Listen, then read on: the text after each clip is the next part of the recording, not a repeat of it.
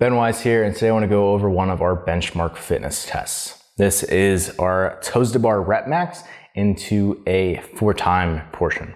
So the actual test itself, let me explain this. Basically, part one is you're doing a rep max. So in other words, as many reps as you possibly can without breaking on the bar. As soon as you drop down, you're done.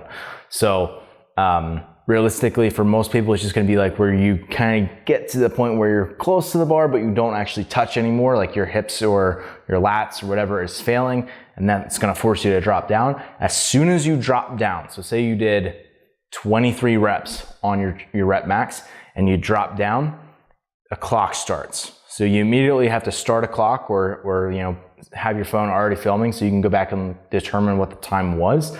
But immediately a clock is going to start.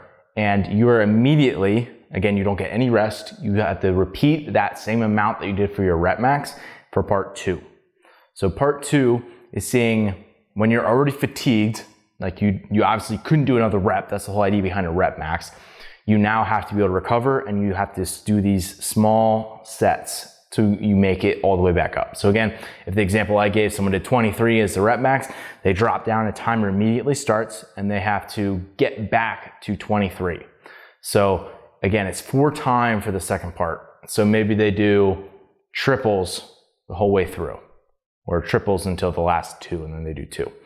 So then maybe they got 2 minutes and 43 seconds on their second part. So again, I could determine not just how many they did on the rep max, but also what was the density in terms of how many seconds did it take per rep for them to do on that second part as well. So that's really what I'm looking at. I'm looking at the rep max, and then I'm looking at the density that it took for you to repeat that.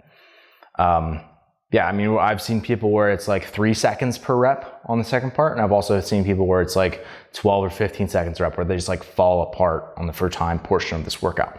So do not sandbag the first part. The first part needs to be maximal for you to truly express the second part well. And then you can also do the second part. So pretty simple. That is our toes to bar rep max and for time part 2.